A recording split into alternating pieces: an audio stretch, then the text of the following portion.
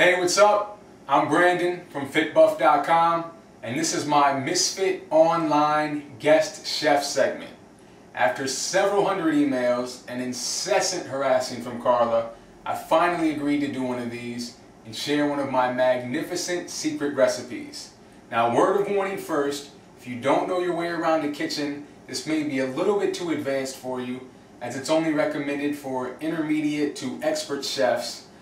It's a fancy dish with a fancy name. It's a little bit hard to pronounce. I think it comes from a small town in southeastern France. It's called Healthy Chicken Tacos. And first we're going to go over the ingredients. As you might expect, there's several, so you may want to get your pens and pads out and we'll check them out. Okay, now for the ingredients. There's three, as you can see. The first and most important is the boneless, skinless chicken breasts. I use the Tyson brand. They're 99% fat-free, no hormones, no preservatives. They're just high in protein and low in everything else. You can find them at just about every grocery store, but of course you can use any brand as long as it's low in fat and low in carbs and things like that. Salsa, this is actually store-bought / homemade, because it's not the normal name brands that are usually really high in sodium.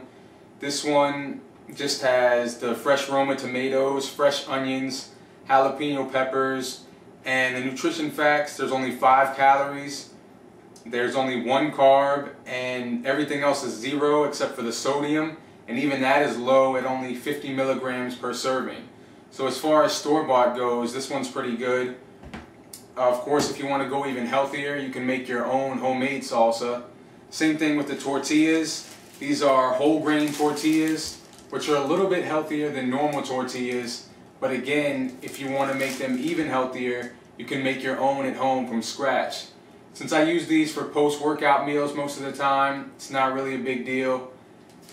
Even though the sodium is quite high, in each one of these tortillas, there's 490 milligrams of sodium. So if you're watching your sodium, that's definitely, you want to go with something that you make at home where you can control that. Everything else looks good. There's 8 grams of proteins, 13 carbs, but 7 of those are fiber, so there's really only 6 net carbs. And the fat is low, 0 cholesterol.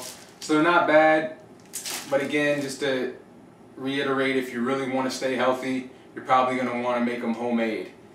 So there's the 3 ingredients. You can add other toppings like lettuce, tomatoes, cheese, anything that fits your taste, or as long as it fits into your dietary guidelines. I just like to keep it simple. As far as the preparation, you just slap the breast, that's what she said, into the oven. I do it caveman style, straight from frozen. Pop it in there for 55 minutes at 400 degrees. Even when I'm not making the chicken tacos, 90% of my meals are chicken breasts anyway. So I pretty much got that down.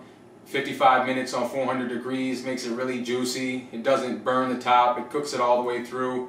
So that works for me. Again, you might want to spice it up or marinate it beforehand. That's another personal preference. I just put it right in there like that. Then cook that for 55 minutes. So I'm not going to sit here and stare at the camera for 55 minutes. So due to some big budget, high quality movie magic, I'm going to edit this and wait for this to cook. I've actually got one in there right now. And then when it's done, I think there's about 30 minutes left, I'll come back and record the most obvious step of how to actually put the taco together. But at least you can see the finished product. So I'll see you in just a second. And voila!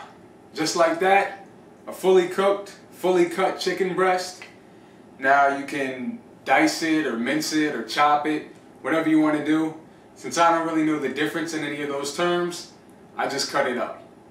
As far as serving sizes go, 1 chicken breast usually makes either 3 skinny little dainty taco roll type things, or if you stuff a little more meat in, that's what she said, I gotta stop watching The Office, then you can get 2 fuller, more decent sized tacos. That's what I usually do. So just count on 2 tacos per chicken breast. Now all you do is put the chicken into the tortilla. Since it makes about 2, you just put about half the chicken in there.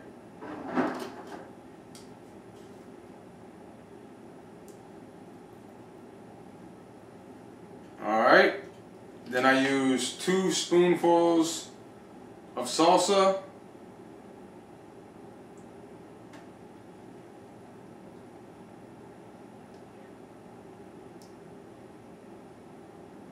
And if you're going to add any other toppings like the cheese or lettuce, now would probably be the best time to do that.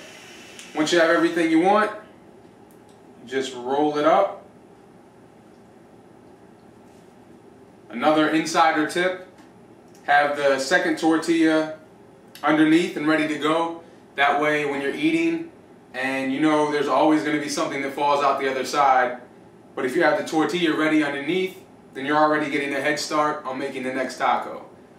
So that's it. Then you just enjoy.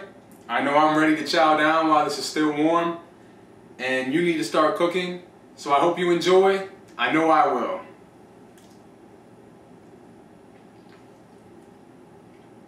Mmm.